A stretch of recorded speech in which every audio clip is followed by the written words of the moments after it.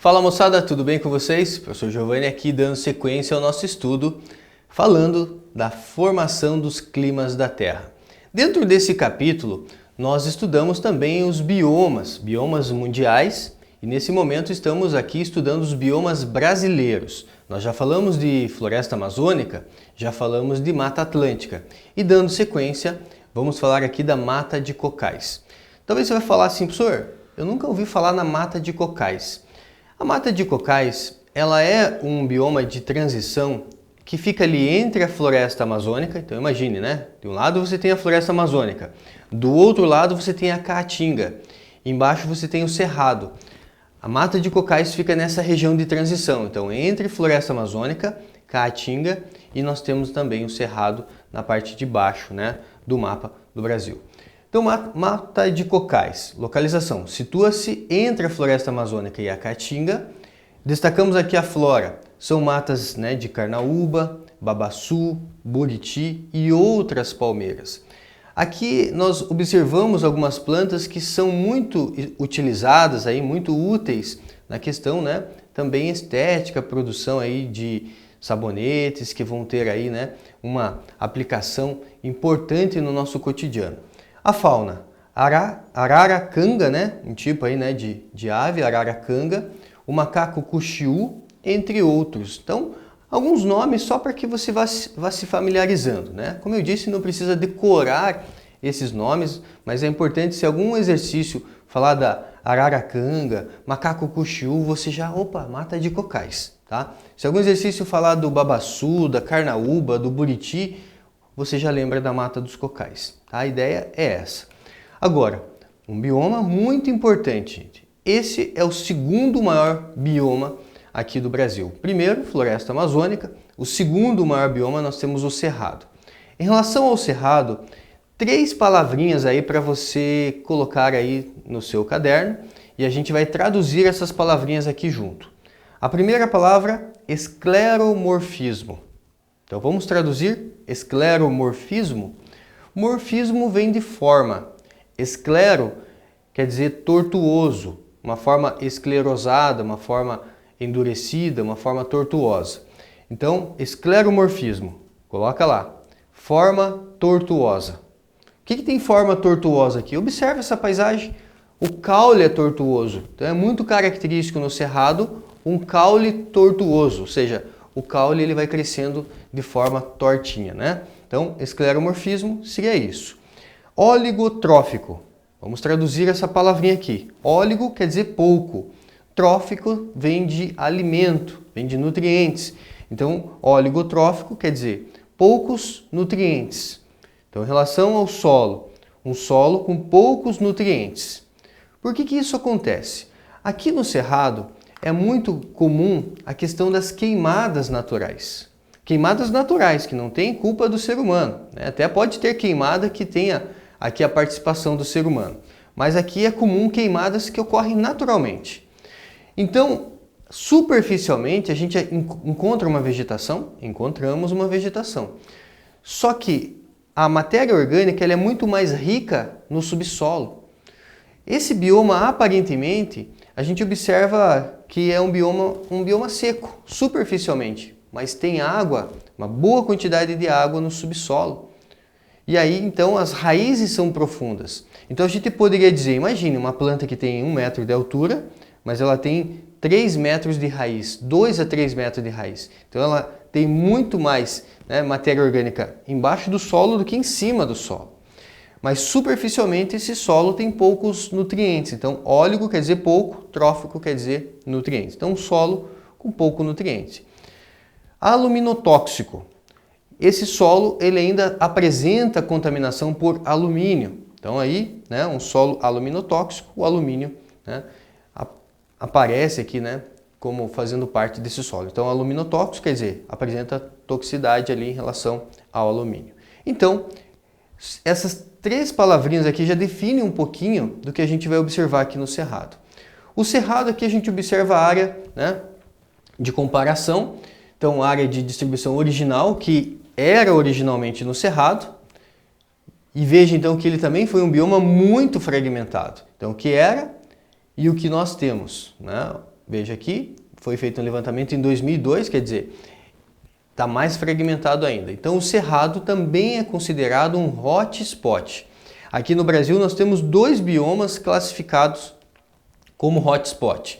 Um deles, a Mata Atlântica, o outro, o Cerrado. O que é um hotspot mesmo? São biomas que foram muito fragmentados, mas que apresentam elevada biodiversidade.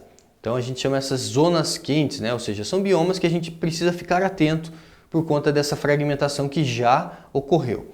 Aqui então nós observamos o Cerrado. O Cerrado ele funciona como um elo de ligação ali com outros biomas. Então aqui a Floresta Amazônica tem contato com a Caatinga, Mata Atlântica, Pantanal. Então 4, né, um elo de ligação aí com 4 dos 5 biomas. E aí então a gente pode observar que ele é um hotspot mundial, isto é, com grande diversidade, mas altamente ameaçado. Ele ocupa ali 11 estados, mais o Distrito Federal, então tem uma ampla, né, cobertura em relação ao nosso território. E uma observação, o Cerrado ele apresenta muita biodiversidade, é uma elevada biodiversidade, mas uma em cada 4 espécies ameaçadas de extinção vive aqui no Cerrado. Uma a cada 4 espécies ameaçadas de extinção vive no Cerrado.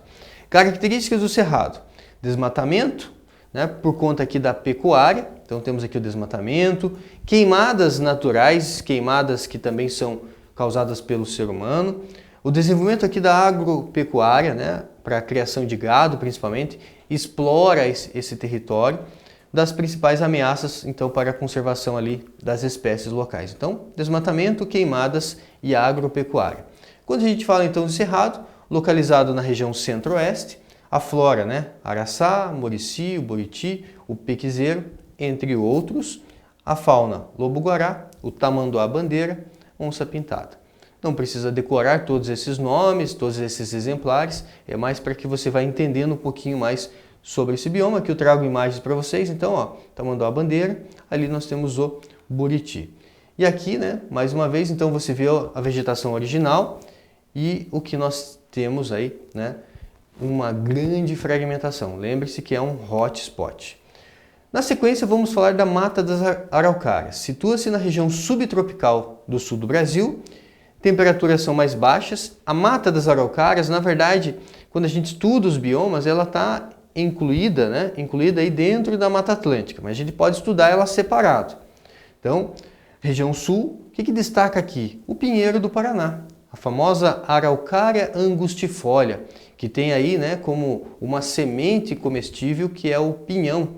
Então, o pinhão é uma semente aí do pinheiro do Paraná, conhecido como araucária.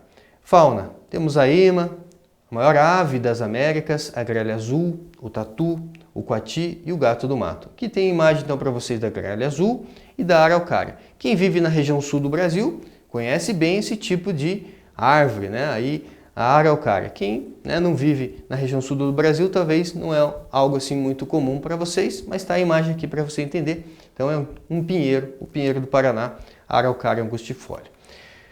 Vamos resolver aqui 2 exercícios para fechar essa aula. Então o primeiro exercício diz assim, ó: com base no fragmento de texto a seguir, responda. O termo hotspots é utilizado para designar lugares que apresentam uma grande riqueza natural e uma elevada biodiversidade, mas que, no entanto, encontram-se ameaçados de extinção ou que passam por um corrente processo de degradação. Trata-se dos lugares do planeta onde a conservação de suas feições naturais faz-se mais urgente. A criação do conceito de hotspot surgiu a partir de uma necessidade, fruto da seguinte problematização, recorrente entre os ecologistas.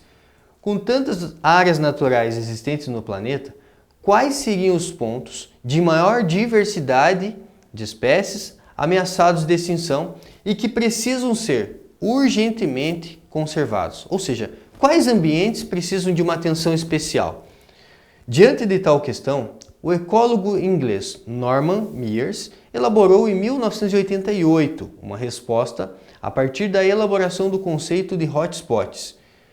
Realizou seus estudos e listou uma série de regiões que se encaixam nessas características, tendo como critério a seguinte composição: áreas com 1.500 espécies endêmicas, aquelas que só existem naquela região em questão, e que já perderam 3/4 de sua vegetação original. No Brasil, há 2 hotspots.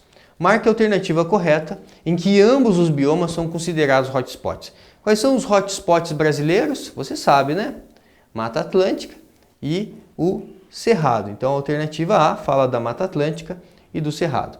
Eu coloquei essa questão aqui mais pelo fato de trazer uma informação interessante no texto, para que você entenda um pouquinho mais o que é um hotspot e por que, né, que a gente classifica o Cerrado e a Mata Atlântica assim.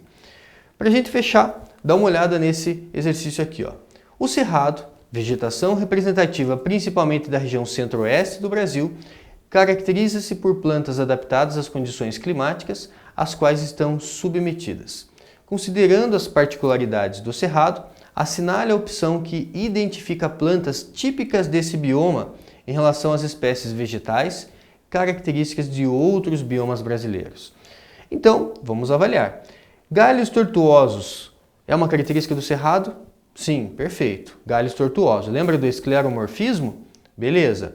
E cascas duras e grossas. A questão de ter casca dura e grossa também é uma característica do Cerrado, por conta das queimadas. Então, uma defesa a essas queimadas naturais é um caule, uma plantinha ter casca mais dura e casca mais grossa. Beleza, meus amigos? Até a próxima!